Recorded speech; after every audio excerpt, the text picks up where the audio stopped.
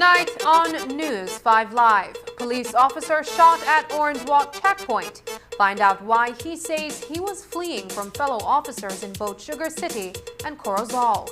Curfew could relax some by November 1st. And the BTB clamps down on illegal tour operators. Details of these stories and more coming up in tonight's newscast. Imagine going through your entire day without the burden and risk of carrying cash on you. Belize's shift to digital wallets has begun with eCash. We can now skip the cash when collecting money or paying for our essentials, all while using a fast, easy, and secure platform. Simply add funds to your wallet via bank transfer or at an agent, and you're good to go. You will be able to make quick, easy payments simply by scanning QR codes. And best of all, it all happens just like that. Payments are as easy as clicking a link online or scanning a QR code. Download the eCash app from the Google Play and Apple App Store today and take your first step into a cashless lifestyle. The future is here with eCash. For more information, visit www.e-cash.com or contact us via WhatsApp at 613-0257 to find out more. Watch The Truth of God with Pastor Gino Jennings of the First Church of Our Lord Jesus Christ every Sunday morning at 8 a.m. exclusively on Channel 5 Belize. The Truth of God with Pastor Gino Jennings every Sunday at 8 a.m. on Channel 5 Belize. When something is good and you can save, that makes it even better. Like this guy, he buys Flex bundles using his promo credit. No worries when his primary credit is finished. He gets talk, text, and data for free. Or her, she calls her family internationally with her promo credit. And with data packages so affordable, she even does video calls. Smart continues to offer great deals and affordable promotions. As a small business owner, she saves when she uses her promo credit to call the other guys.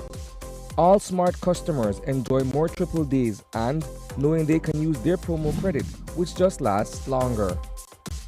Smart, bringing people together.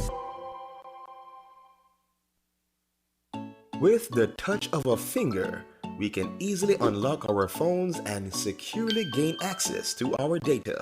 This technology is called biometrics, and the Social Security Board is introducing fingerprint recognition to make transactions and handling of your sensitive data secure, fast, accurate, and convenient. Is your identity safe?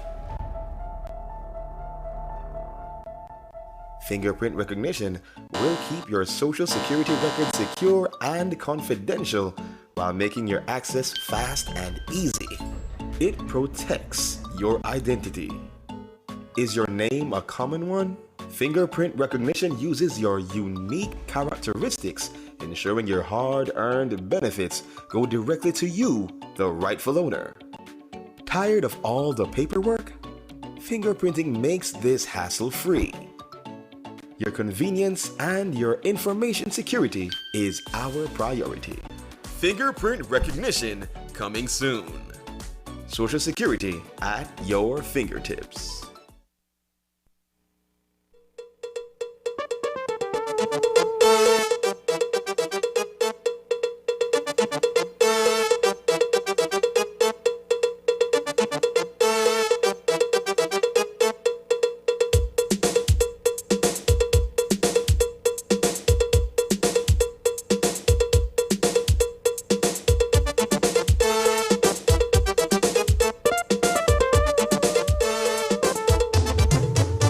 This newscast is brought to you by the Belize Bank Limited. Our country, your bank. Good evening and welcome to News 5 Live for Friday, October 15th. I am Sabrina Daly. A police constable attached to the Gang Intelligence Investigation and Interdiction Unit, or the GI3 for short, is hospitalized tonight after being shot by fellow law enforcement officers on Thursday evening in Orange Walk. The incident, which came out on the heels of a fender bender in Corzal Town sometime earlier that evening, raises more questions than the Belize Police Department is able to answer at the moment.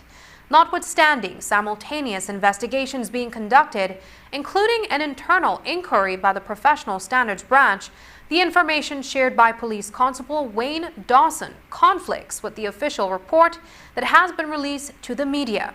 In a bedside statement recorded by PC Dawson, he says that he was in Corzal to assist a colleague with the purchase of a vehicle and was on his way to fuel up at a nearby gas station when he was rear-ended by a female motorist. When an officer responded to the scene of the accident, Dawson claims he became suspicious that the policeman and the driver of the vehicle that collided into him were scheming to extort him out of money. But instead of identifying himself as a fellow lawman, Dawson stepped on the gas and headed to Orange Walk, where he came under gunfire from another team of officers who were there to intercept him. We begin our coverage of the shooting with Dawson's testimony, which has been shared courtesy of Belize News Network. This time I side of the story before I can't say it again.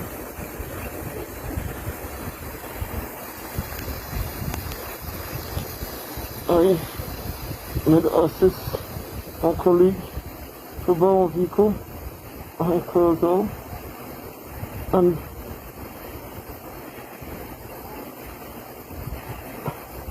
when going to the gas station,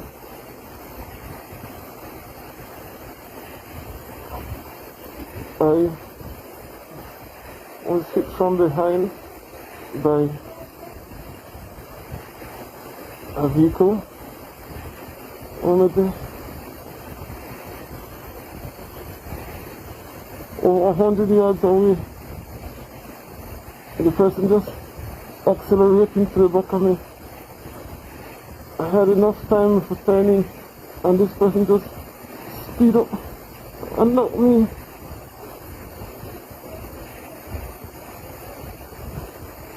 And to make matters worse, the carter wanted to deal with the case. He looked like him and know the person, and you know what kind of hustle them want to do. But he and the lady, the gang up for me, and he told me that the my fault and I must just pay because I got a new vehicle, my insurance could pay. And I just tell them that he not even do a proper investigation yet. He just come under the pretext that I'm at fault. This person is far away and she speed up and run into the back of me just for hustle money because they see that new vehicle. The car fell on the lady and I felt like I would get railroaded, like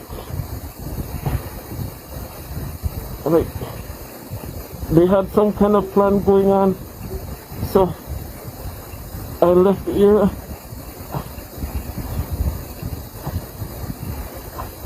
And I tried to go to somewhere familiar.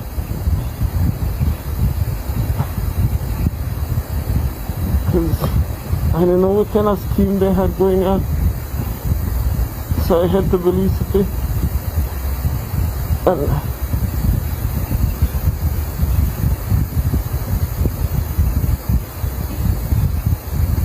on my way to Belize City, like the outskirts of Orange Walk, a police mover started approaching me with lights on, but I would prefer to stop within city limits, within town limits, because I never know whether they've planned for doing me out there. One vehicle finally come to one stop in the town, in the Orange Rock town. I realized I had a firearm on me and I was about to declare it when one of the police had a gun. And he's run back me and they started opening fire upon me. They shoot they won. When the bullet catch me on my back,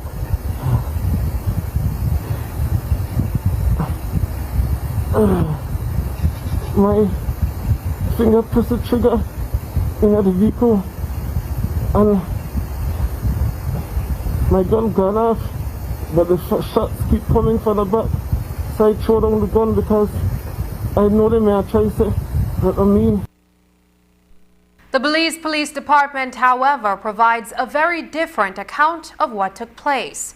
According to a report issued earlier today, PC Dawson failed to stop at the vehicle checkpoint that was set up outside of Orange Walk town. When he floored the vehicle, officers immediately gave chase and an exchange of gunfire ensued. They say that Dawson was the one who opened fire upon the pursuing officers. During the firefight, Dawson was shot in the back and suffered a punctured lung. He remains admitted at the Northern Regional Hospital. This afternoon, Assistant Superintendent Fitzroy Yearwood provided additional details. From what I've gathered so far, accident took place in Corozal jurisdiction, where a young lady, Mosiah, alleged that she was driving a Ford Edge, if I'm not mistaken, a Ford vehicle, and it collided with a jack pickup, driven at the time by Police Constable Dawson. Now, the officers are alleging that when they were processing the scene, Mr. Dawson got into his vehicle and drove off from the scene. You and I both know, all of us know, that the laws clearly state that fleeing the scene of a crime, an accident or a crime, that would raise a lot of questions. I cannot say that Mr. Dawson, what was his reasoning for leaving that scene? But he's alleging that he left the scene because from watching his video, he believed that some form of collusion was happening. When he left that scene, it is alleged that Corozal police contacted Orange Walk police. And Orange Walk police set up a vehicular checkpoint where they allege that he drove through that checkpoint also. In his video, he stated that he was trying to reach his base in Belize City, GI3 compound, where he believed he would have been safer. I don't know why, but my honest opinion, it was only a minor traffic accident and it ended up turning or gone bad. Because one, he should have stayed on that scene. Regardless if you believe that it wasn't going the way you believe it should have gone or in your favor, at the end of the day you would have had your chance to explain yourself. It is very unfortunate that we have an officer in the hospital fighting for his life as a result of an accident, a minor traffic accident in my vision, that could have been avoided. A new statutory instrument to address the surge in COVID-19 cases was introduced by the Ministry of Health and Wellness on Thursday evening. The 55-page document succeeded in appearance of health officials on government's up-to-the-minute social media broadcasts, during which Dr. Julia Sabido broke down the new measures. Those incoming regulations will come into force on October 20th and will remain in place until the end of the year. Here's Dr. Sabido on SI number 119.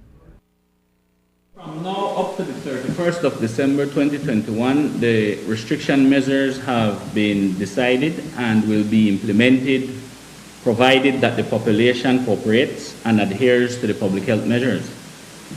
In other words, these measures will depend vastly on the collective action or inaction of the people.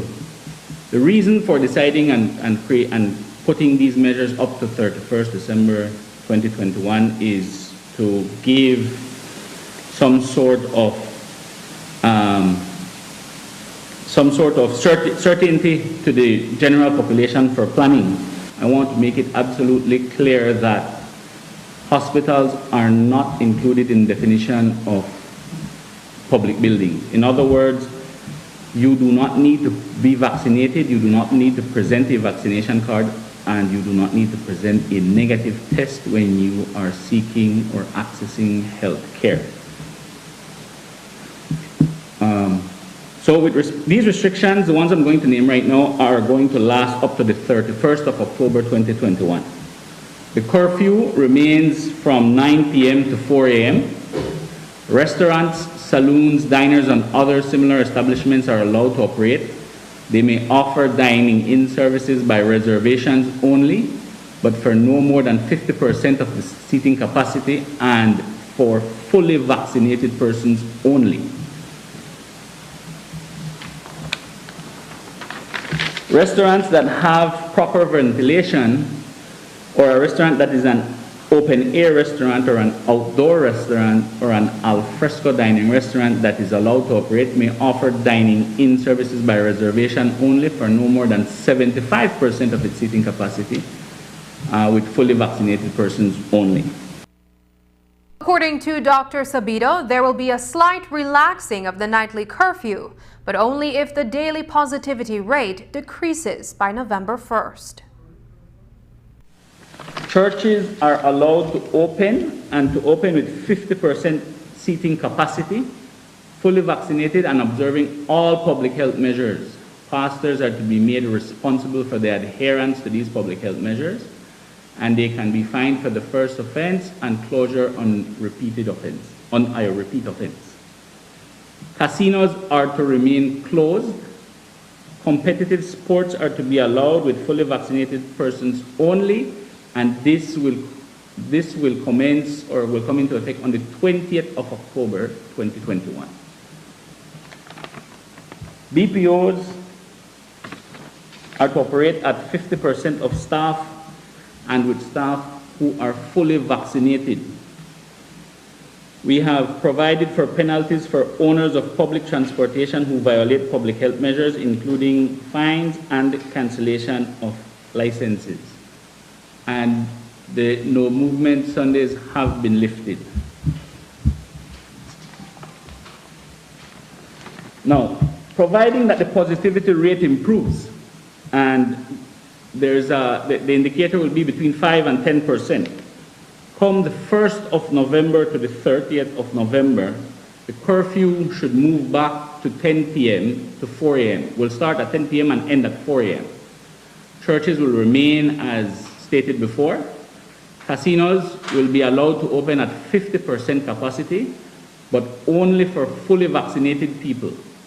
This is to be enforced by the proprietor and random checks by the COVID enforcement unit.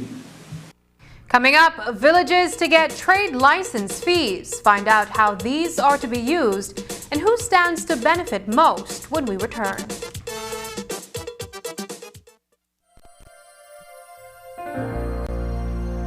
Hello friends, this is Dr. Bob Roberts with another 60-second sermon from God's Word.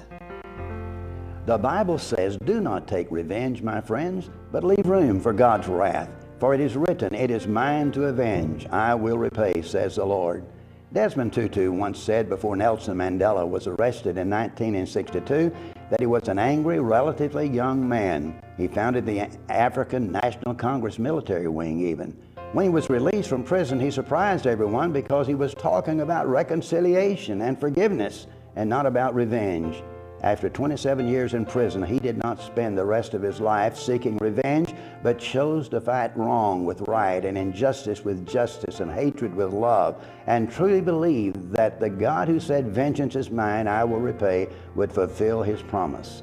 Marcus Aurelius once said, "The best revenge is to be unlike him who performed the injury." Jody Picoult said, "When you begin a journey of revenge, start by digging 2 graves, one for your enemy and one for yourself."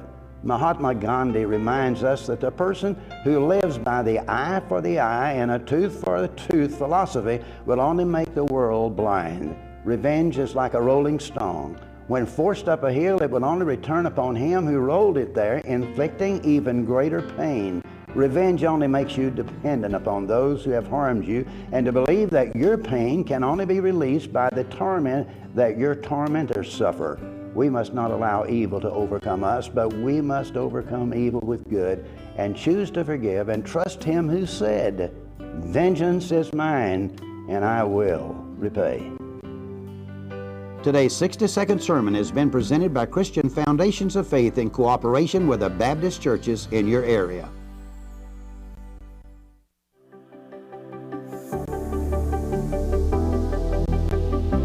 The vaccine is now available. We here at R&G Life encourage you to take the vaccine. Belize, it's time to roll up our sleeves. I'm rolling up mine because I know what COVID can do to families. Because I want to go back to the way things were. I'm rolling up mine so that I'm able to do music again. Because I want to protect my family. Things are slowly getting back to normal. The new normal, which includes getting vaccinated. Trust the facts. When your turn comes, take the opportunity to get vaccinated. Roll up or believe.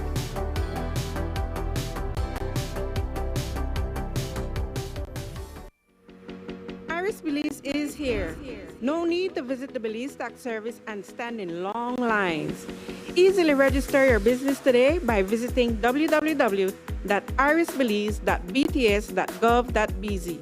When registered, Iris Belize allows you to prepare and pay for your tax services all from your fingertips, using your preferred bank, from your office or home. You will be supported with clear communication and prompt response time with a secure system you can trust.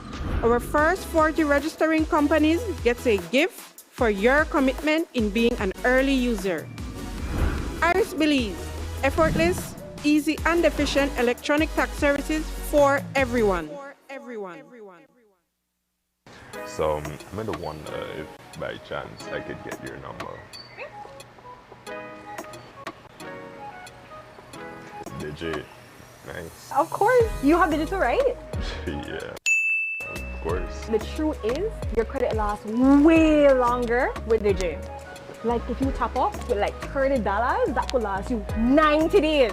With the other guys, that must take 60.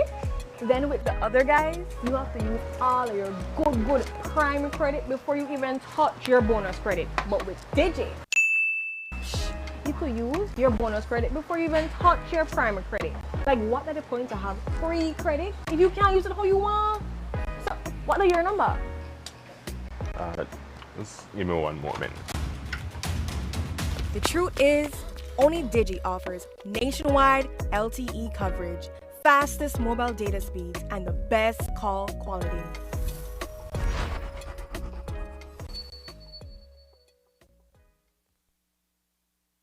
Ministry of Rural Transformation, Community Development, Labor and Local Government is moving to modernize and standardize the trade license regime.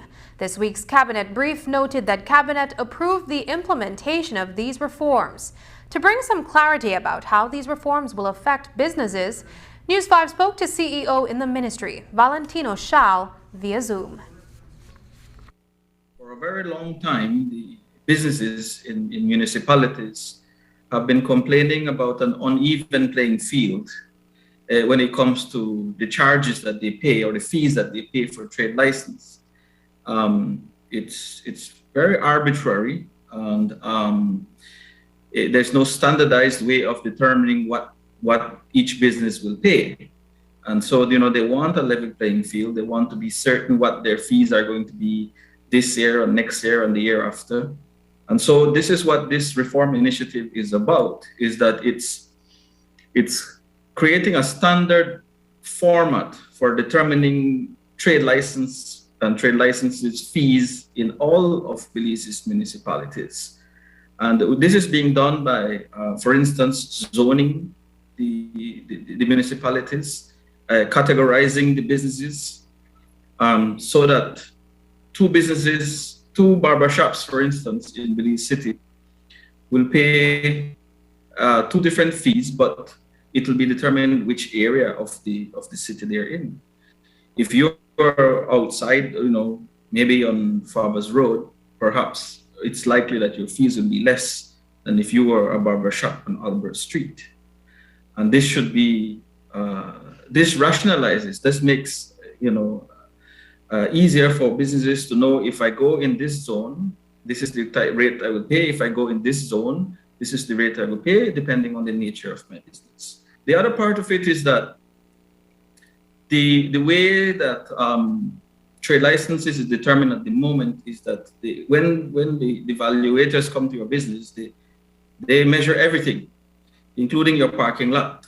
If your business has a parking lot, and they charge you for that. And what we're doing is we're removing that type of charge, because we are saying you should be charged on your productive space where you actually do business. The amenities that your business provide, you should not be taxed on. This week's cabinet brief also noted that for the first time, villages will be able to charge for trade licenses. But in a time of economic hardship, when small and micro businesses are already feeling a financial pinch, the concern is that such a reform will bring added strain to small and micro businesses in rural communities. CEO Schall offered an explanation of the ministry's intent.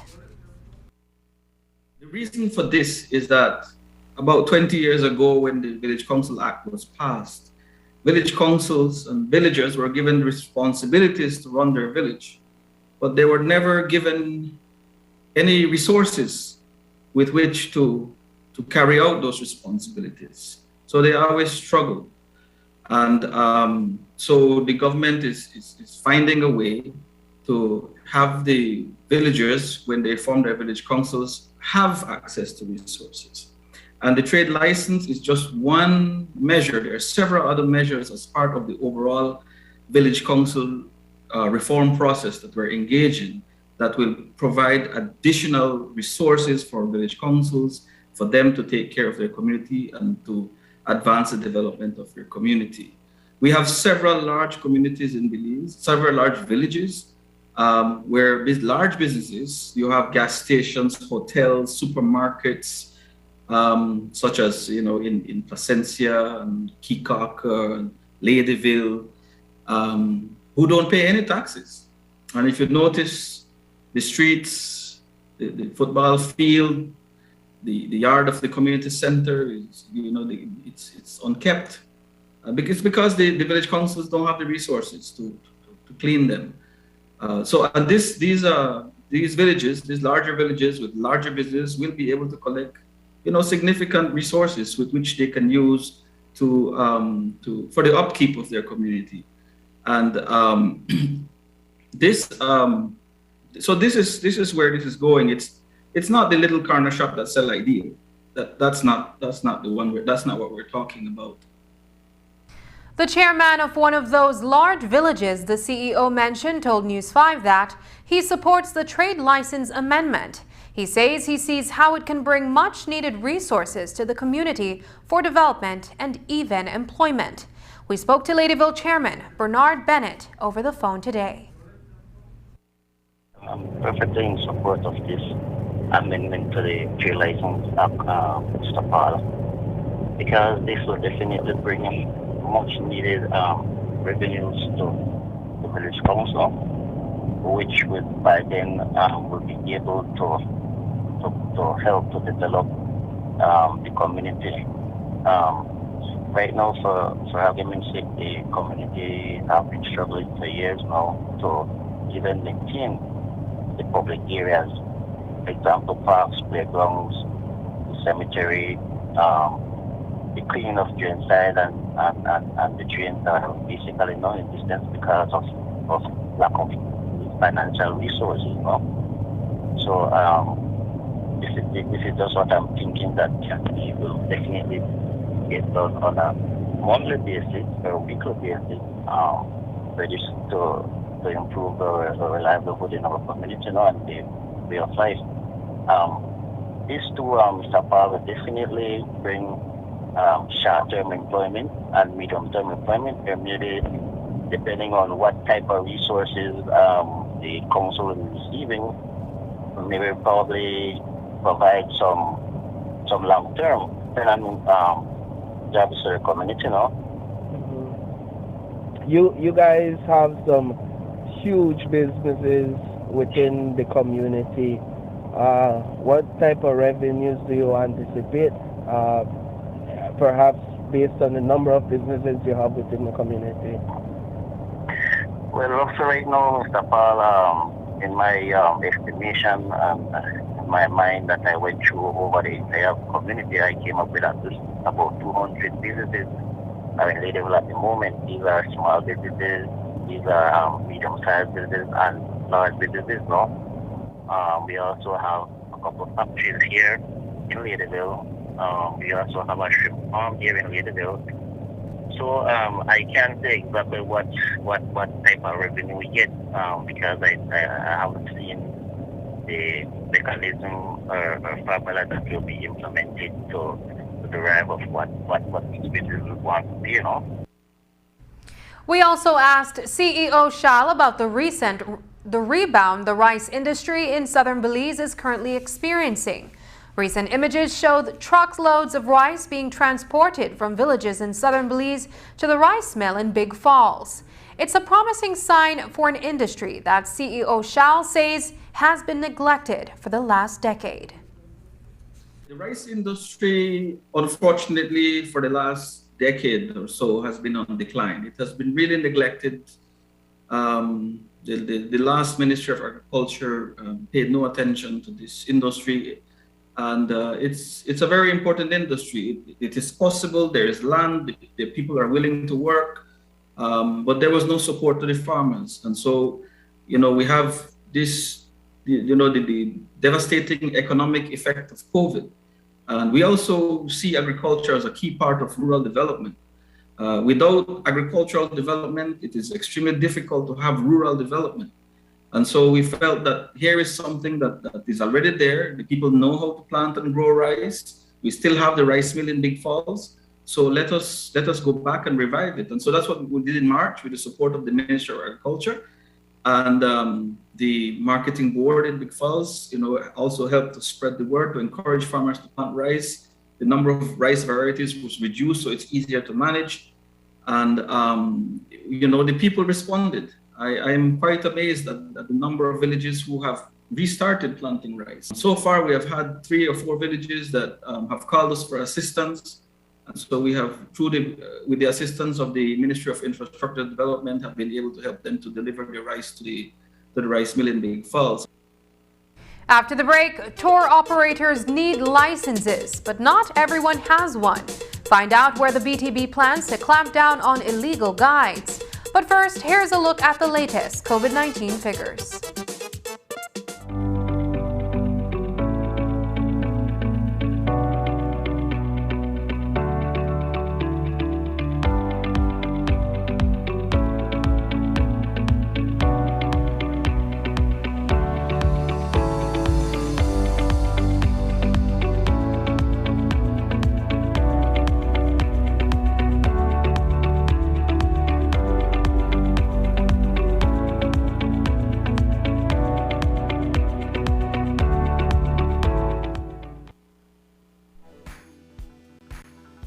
Have you ever wondered how to tell if someone is marriage material?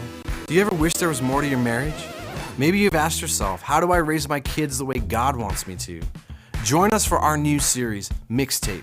We'll play through how God wants us to love the people in our lives one track at a time. Get ready to crank up the volume and tune in for advice God gives us in the areas that matter most.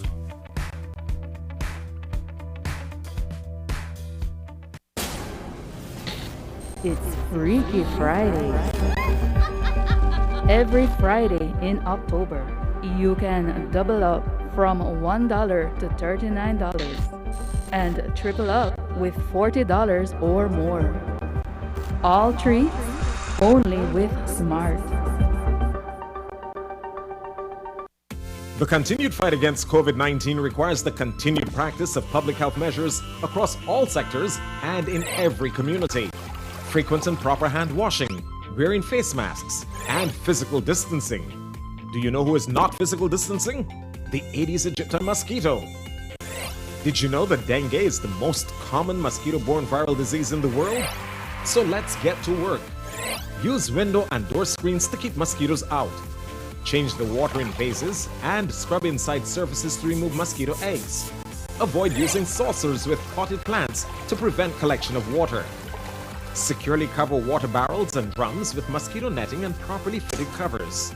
Scrub the inside walls of water barrels and drums with detergent 1 to 2 times per week. Walk around the outside of your home and remove or overturn containers that can collect water and become breeding sites. Mosquitoes only need a small amount of water to lay their eggs. Remove unwanted cans, bottles, buckets, or used tires. Other items still in use must be properly stored in covered areas to avoid water settling in them. Clean roof gutters and air conditioner trays.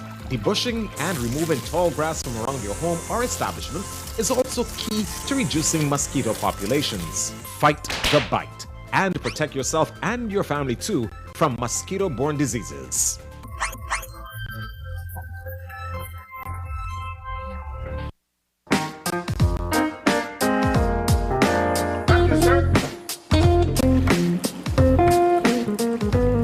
The TV you love is always with you, from live TV, sports, and on-demand titles. Choose your plan today. Plans start as low as $15 per month. My TV. Entertainment anytime, anywhere.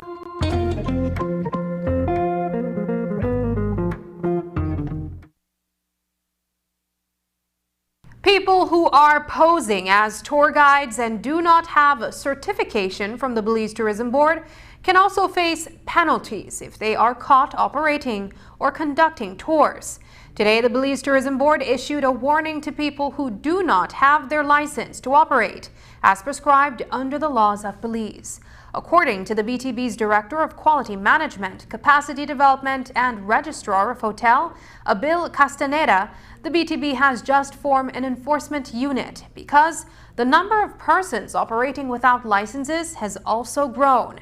Castaneda says they pose threat to the high standards that Belize has established, as well as the livelihood of licensed tour guides who have spent their time and money getting certified.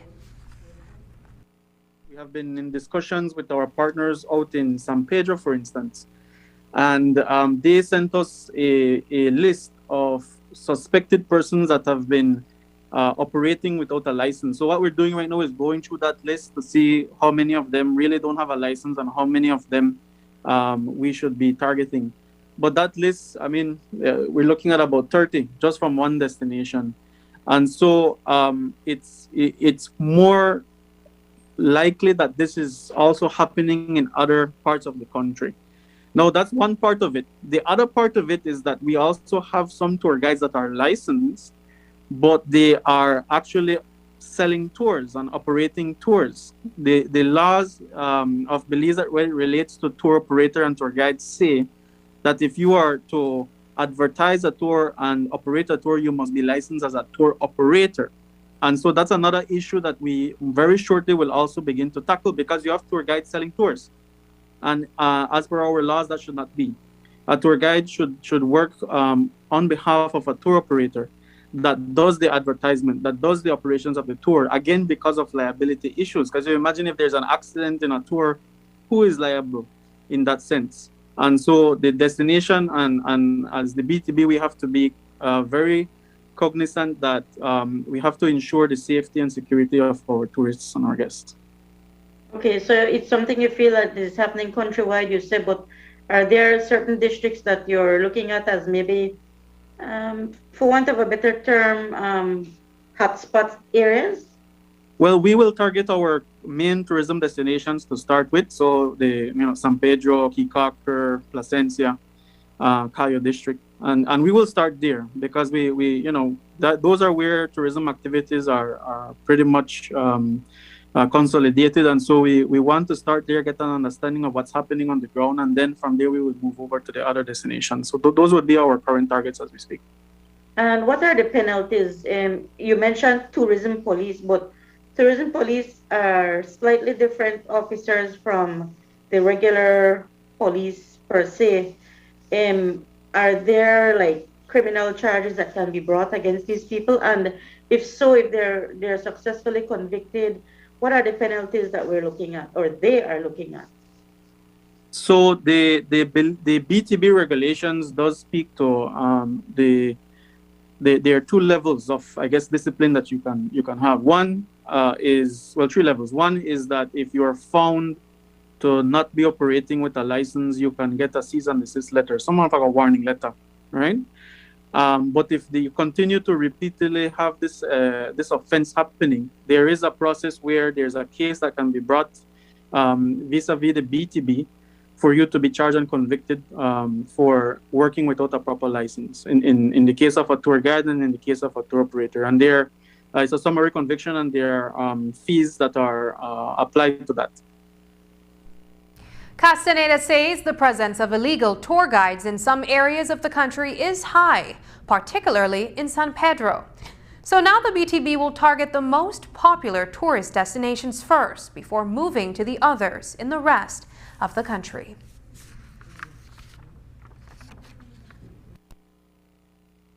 One of the specific areas of concerns that has been relayed to us at the BTB is from our tour guides and our tour operators, noting that there are many instances that they are suspected persons that are doing tours, leading tours that are not properly licensed as per the BTB regulations.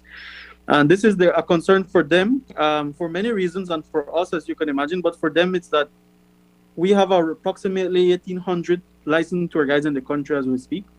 We have over 300 tour operators, and on both cases, they have had to undertake extensive investments to be able to get to the point of being a trained tour guide and a licensed tour guide and a licensed tour operator. And so when they see persons that are in many ways, removing persons that they would be able to sell a tour to, it obviously concerns them. And so from our end, we the tour guide and the tour operator process, there's a lot that goes into it. You have to be properly trained. There's a whole issue of liability that must be taken into consideration. Nowadays with COVID, safety and health issues are also of major concern. And so we want that our guests that come into the country and even our Belizean visitors to be at least reassured that the experience that they are receiving is not only high class and memorable, but also it is legal. And so one of the things that we are beginning to do is that via the enforcement unit, beginning to mobilize awareness that we are cognizant that these things are happening, and that now we will begin to work with our partners, for instance, at the Tourism Police Unit, and with our partners in various destinations to begin to carry out sting operations, to begin to carry out collaborative initiatives so that we can begin to stem this particular issue. Now, saying all of that, we are also cognizant that tourism is a major economic driver in many of our communities. And so it is not that the BTB is saying you cannot be a tour guide. We would love for you to be a tour guide, but we want you to go through the system. There is a training process that you have to go through, and there is a licensing application process that you must successfully complete before any person can carry out a legal tour within the country. Earlier this week, we brought you the story of Vistro, accompanying Orange Walk that is set to launch a drone delivery service. Well, the Department of Civil Aviation says not so fast. They have issued a warning about the use of drones without the written consent of the Director of Civil Aviation.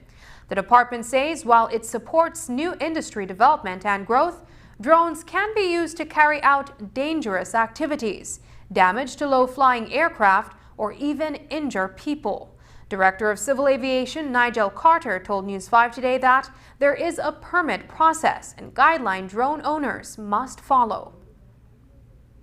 What we're facing is a situation whereby being unaware specifically of the capabilities of the person operating the drones, we have to put in place certain regulations to ensure the safety of the aircraft that are operating in our airspace. And so for some time now, we have been issuing permits to individuals who wish to operate a drone. And those permits come with guidelines that the operators need to adhere to. Recently, we were made aware through the media, obviously, of an organization's intent on operating drones for the delivery of packages. There are certain guidelines that are published on advisory circulars that can be found on our website, and also you can you reach out to us, and usually once we provide you with an approval, you get the limitations that come along with that, and that limitation usually mimic what is included in the advisory circular. So you'll get firsthand the information. You will what we normally ask is that you sign that you understand the conditions under which you will operate those drones. No? Insofar as the commercial drone operation, that is a whole other ball game. We go through a certification. We would go through a certification process whereby the operator would develop different procedures that they would utilize for the operation of those drones. Procedures like how do I go about training my drone operators or the drone pilots? How do we go about ensuring the maintenance of the drones? You know, how do we keep our records of all the operations and so forth? And so in that certification process, you would develop your procedures. We would then vet those procedures both on table and then in person. So we would actually go through a demonstration phase. And once we're satisfied with that, then we can finalize the certification and issue you your authorization to operate.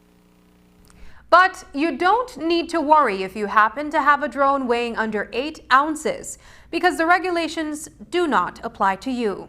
He said that there are different classifications of drones and the use of drones, and that is done by their weight, which is specified on the box it is packaged in. But if your device weighs more than 8 ounces, you need to register it and get a permit. And just in case you were thinking of circumventing the system and operating your drones without a permit, there could be some stiff penalties knocking at your door. The Civil Aviation Act states that the penalty for anyone operating commercial drones without a permit from the Civil Aviation Department can face a fine of up to $50,000 and/or imprisonment of up to 5 years. Carter says normally people cannot import commercial drones and to start using them without going undetected. What we do have is an agreement with customs, and normally when you try to bring in we advise that you try to get a permit to bring your drone into the country ahead of time. If not, customs will not release it to you until such time that you get that permit. So we do advise that if you intend on bringing one of the DJI type drones into the country, then you should reach out to us, and we will ensure that you get that permit. There's much more news after the break, but first, here's a weather update with data from the Police Met Service. This weather update is brought to you by Smart.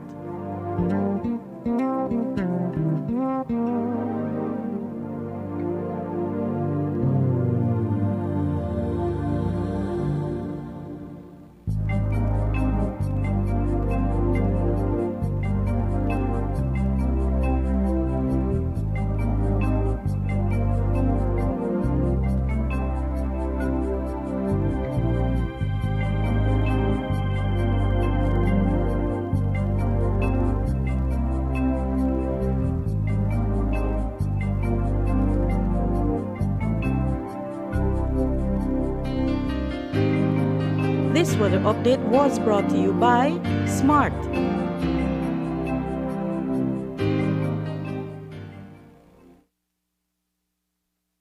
Dr. Gonzalez. As a medical professional who is on the front line at the hospital, I can testify that having access to rapid antigen tests for COVID-19 has been a critical addition to our national testing strategy. Rapid testing allows us to identify COVID-19 cases within minutes and take precautions immediately to prevent transmission. Rapid antigen tests serve a different purpose than PCR testing, which is considered the gold standard. Rapid tests are a screening tool designed to identify cases with a high enough viral load in the nasal passage to be contagious. A rapid test with a high level of accuracy is key, and Belize has been using the SD biosensor rapid test, which has proven to have an accuracy rate of 88% for positives. It is also one of only 2 rapid antigen tests to receive emergency use authorization from the World Health Organization. With governments, medical professionals, and all of us working together using quality tools like the SD biosensor rapid antigen test, we will beat COVID-19. We have been a partner with Smart for over 10 plus years. We have a full Smart plan we use as our major driver for our business. We have a service that rolls over in that if you call one and it is busy, it rolls over to the next line. So once you call us, you can get us at any time. Before we got this Smart service, we were paying upwards of nearly $2,000 in phone bills. Since we've had our Smart service, we pay an average about $600. So we've had tremendous saving, more than 50%. For the businesses, if you want to save money, switch to Smart because it is far more cost effective and the service is excellent. Smart continues to be innovative in bringing new technology and meaningful savings during these challenging times to businesses across Belize. Sign up for our VoIP technology or broadband packages and save more. Why should we get a COVID-19 vaccine? First, to protect our health. Vaccines are safe and effective at preventing severe disease and death from COVID-19. Also, the impact of vaccines on the transmission of the virus is being studied. Meanwhile, we already have powerful reasons to get vaccinated for our own good and for the good of others. Second, we should get vaccinated for our community's health. Our health systems are overwhelmed treating COVID-19 cases. By getting vaccinated, fewer of us will need medical care or hospitalizations from this disease. This promotes the health of our communities by allowing other healthcare issues that are being postponed to be addressed, such as care for chronic diseases. Third, we should get vaccinated for our community's well-being. COVID-19 has also caused poverty and unemployment and has generated an economic and social crisis. Vaccines will allow us to reactivate our economies gradually and to go back to the social interactions that we miss so much. The more people are vaccinated, the sooner we will be able to safely carry out the activities we had to drastically limit and that are key to the well-being of our communities. Some achievements will only be possible if we all cooperate. Health emergencies test our ability to help one another and act for the health and well-being of our communities. We all have the moral duty to get vaccinated against COVID-19 as soon as it is available to us and to follow public health measures to end the pandemic soon. The fight against COVID-19 depends on everyone. The leader of the opposition, Patrick Faber, has reportedly given his approval for the process to proceed for the appointment of 4 persons as judges of the Supreme Court. Today, Cabinet Secretary Stuart Leslie confirmed that Faber has responded in support of the appointments. As reported on Thursday, there were communication between Faber and the Prime Minister via telephone and also with Leslie. Initially, there was concern raised by the UDP's shadow cabinet that all 4 judges were foreign and their appointments are for only 1 year.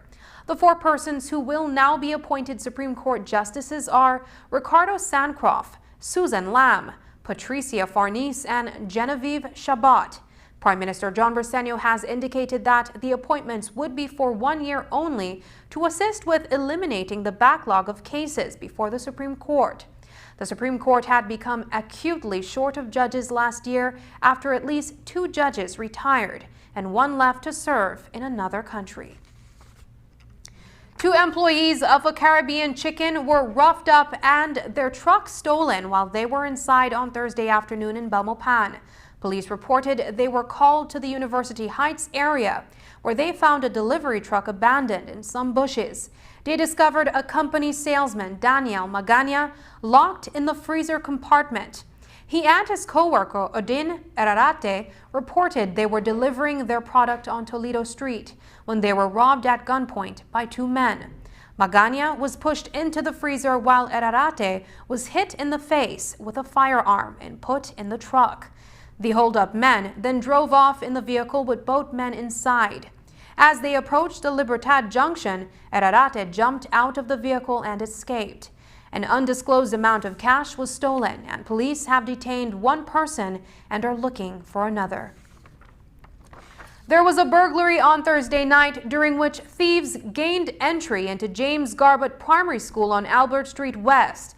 The lock on the front door of the upper building was broken and thieves made off with several kitchen appliances, including a blender and a stove. While police were able to recover the stove, the culprits made good their escape. This morning, News 5 spoke with Principal Maren Morales.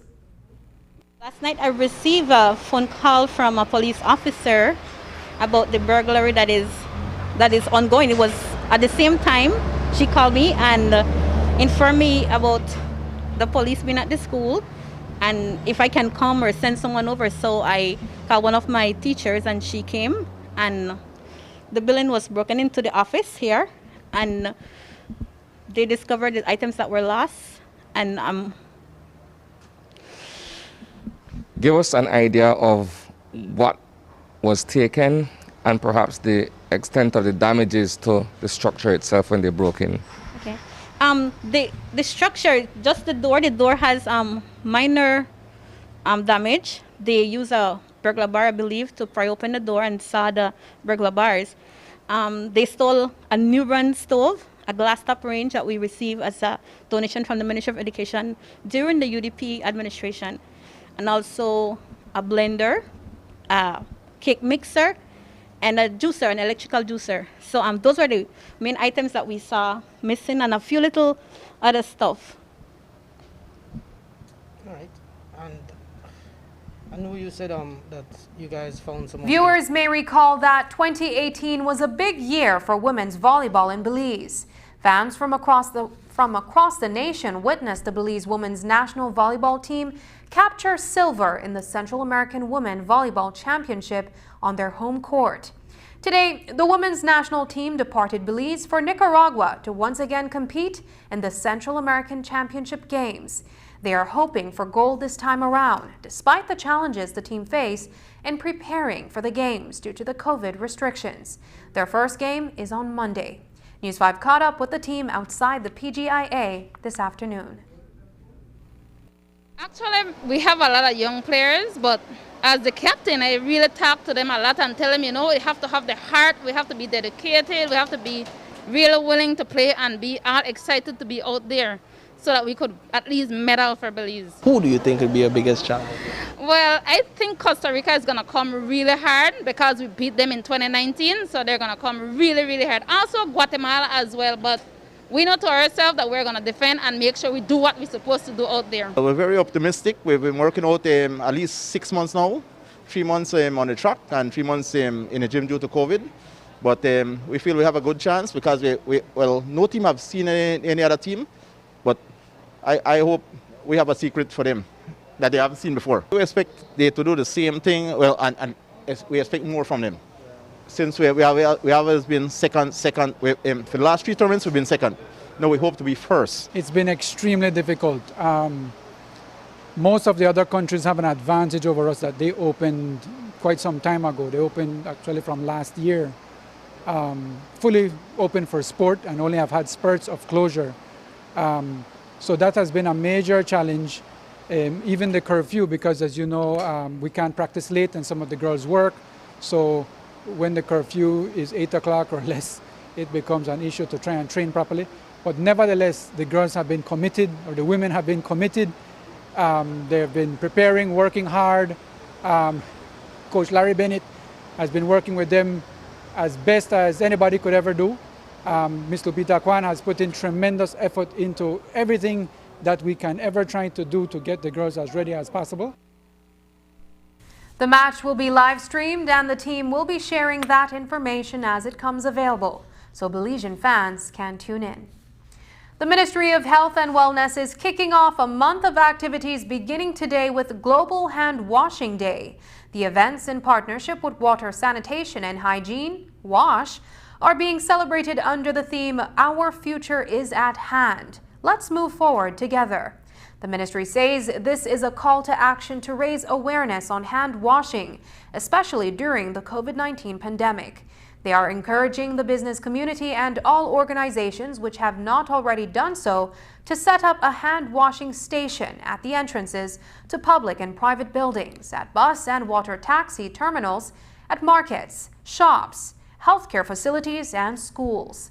The activities, which will run through November 15, includes education session and hand washing demonstrations at the various vaccination sites, display of children drawings, and donation of hygiene packages, murals, information booths, and hand washing stations to schools. The Ministry of Health and Wellness and the WASH multi-sectoral body emphasizes the importance of hand hygiene as it remains the first line of defense in preventing disease outbreaks. Agencies involved with WASH include UNICEF, the Belize Red Cross, the Ministry of Education, Culture, Science and Technology, Rotary Club of Belize, and the Belize Social Investment Fund.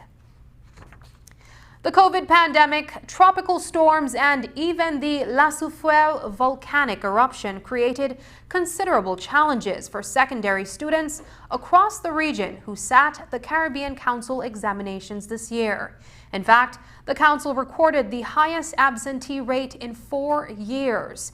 But today, the results of the CSEC and CAPE exams were released for those students who weren't able to sit their exams in June.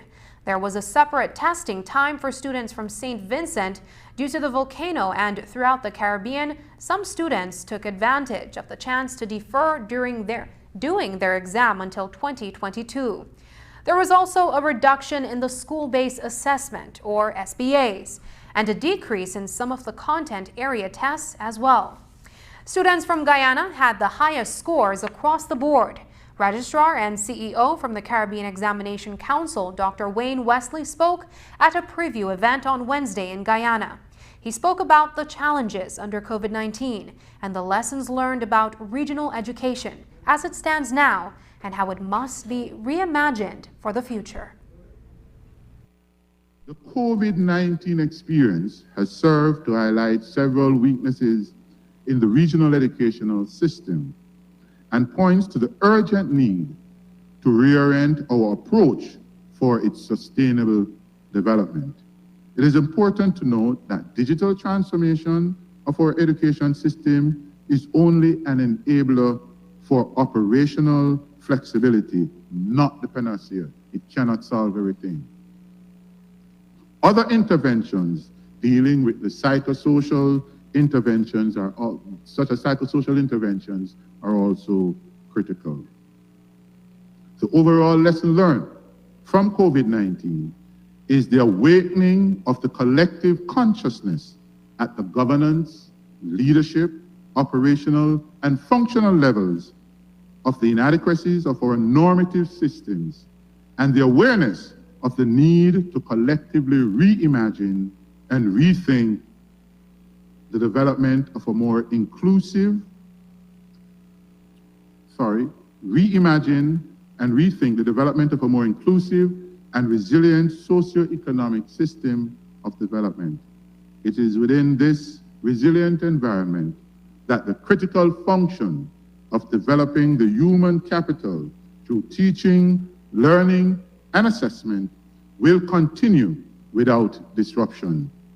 Critical to this response is the preservation of examinations integrity to instill confidence and trust in the certification issued to validate these competencies. CXC is committed to the region and committed to the innovative transformation of the educational system to ensure that teaching, learning, and assessment is informed with the appropriate level of research and innovation, data that will drive informed decision-making to advance the regional human capacity development. We need all our students to be like Mr. Prasad. Ladies and gentlemen, I thank you for your time. Up next, Caribbean islands taking very different approaches to COVID-19 restrictions. The stories from Barbados and Antigua when we return.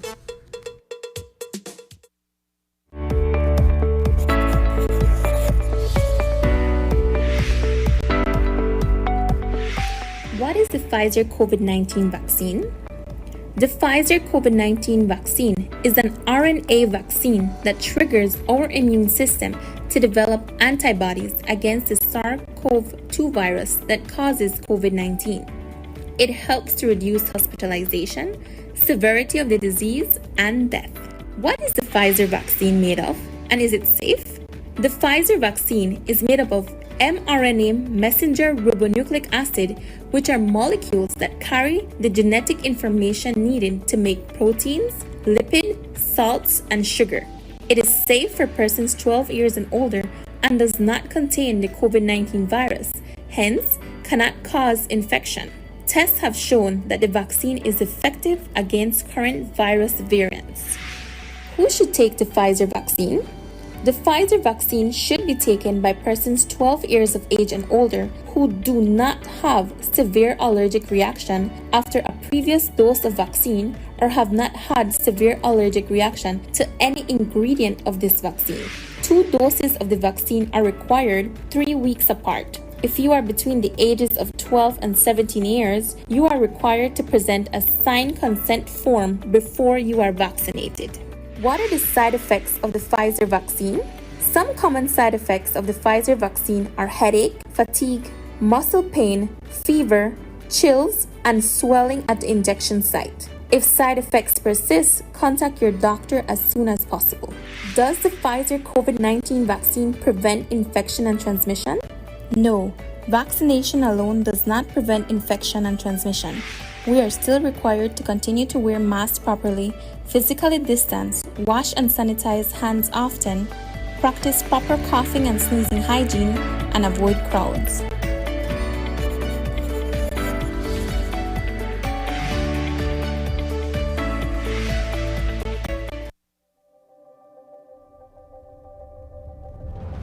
Bringing people together has always been SMART's mission and passion.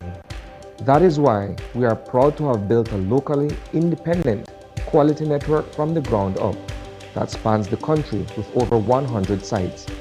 We continue to add more affordable mobile data packages, broadband speeds, and voice services to meet your personal and business needs. SMART has set the standard of true competition with the most competitive prices on all services offered. We invite and welcome you to join the SMART family, where the value for your dollar matters. SMART will continue bringing new technologies, more affordable prices, network expansions, and people together. SMART, bringing people together.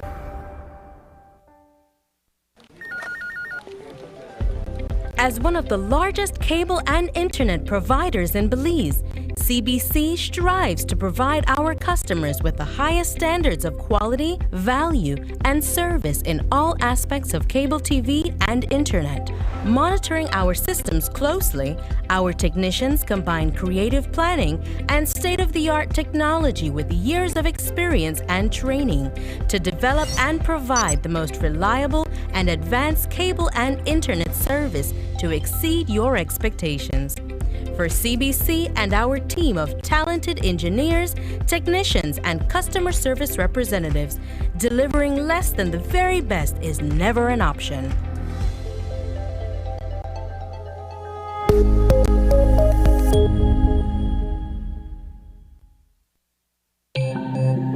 Great Belize Productions Channel 5, proud winner of 5 Caribbean Media Awards for 2019 and 2020. Best Television News Item, Best Responsible Coverage of Children's Issues, Best Health Education Journalism, Best Television Commercial Spot, and the People's Choice Award, with special mention by the jury in the Best Television News Item category. In regional news, the Prime Minister of Barbados, Mia Mottley, has announced that in order to protect those who have gotten vaccinated, her government will be creating safe zones where people can mingle without fear of the virus. She has rejected calls for any further lockdowns, saying these actions jeopardize jobs and economic recovery. Here's that story from Caribbean Week in Review. The reality is that we are satisfied that we need now at this stage to start the process of the creation of safe zones. And what do we mean by safe zones? That we need to be able to have places where persons are either vaccinated or recently tested. Vaccinated or recently tested. Because at the end of the day, what matters is that you are safe and not in a position to put each other at risk. 142,000 Barbadians, 543 Barbadians have spoken with their feet, and they've spoken with their arms. and they've said, look, we believe that our personal responsibility is to take care of ourselves. And in so doing, what we're asking the rest of us to do is to recognize that if you are not prepared to take that test, then you would have to be prepared to be tested to assure the rest of us that as we mix, whether it is at work, whether it is in places of entertainment, whether it is in places of worship, whether it is in restaurants or hotels, that anywhere where people will frequently be, that there must be a safe zone. By contrast, Antigua is moving towards removing all COVID-19 restrictions by the end of the year, regardless of the number of vaccinated people. Antiguan Prime Minister Gaston Brown says he wants to see the country reopen and citizens have had sufficient time to get their jabs. He says whoever is not vaccinated by the time the restrictions are eased would have had taken a conscious decision not to get vaccinated. If they get ill and die, that would have been a choice they made. Here is a report from ABS News. We cannot justify keeping our country's economy partially closed and limping into 2022 and perhaps having another 19 months of disruption. And as I said over a year ago, probably about 18 months ago, we have to learn to live and work with COVID. Prime Minister Honorable Gaston Brown speaking on his weekly radio program. Earlier this month, the government announced its intentions to drop all COVID-19 restrictions by the end of the year. Achieving herd immunity against the virus, however, is crucial in plans to ease restrictions. COVID is not going away anytime soon. Now, as we eliminate restrictions, the unvaccinated will become more susceptible to contracting the virus. The Prime Minister warns there is a possibility COVID-19 related hospitalizations and deaths will continue. To mitigate this, the government is looking towards shoring up its healthcare capacity. We'll be also hiring potentially more doctors and nurses. I don't know where we're getting them from. We may have to look to Cuba, possibly India, and we may have to look to retired nurses as well. Efforts are also underway to source additional personal protective equipment or PPE, as well as COVID-19 testing apparatus. Meanwhile, Prime Minister Brown is also responding to concerns about the easing of some restrictions later this week, with active cases just under 1,000. The nation's leader says the mental toll the ongoing COVID-19 restrictions have had on the population contributed to the decision. People are becoming genuinely frustrated with the measures or the restrictions. That's been 19 months now. And the question is, how much can they take? The Prime Minister calls it an approach of empathy, but urges members of the populace to show personal responsibility. And that's the news. Tonight's broadcast is available in both text and streaming video at channel5police.com. You can also connect with us on our Facebook page at facebook.com/News5Live. I'm Sabrina Daly. Thanks for joining us. And from all of us here at News 5, please remember to wash your hands, keep your social distance, and stay safe. Good night.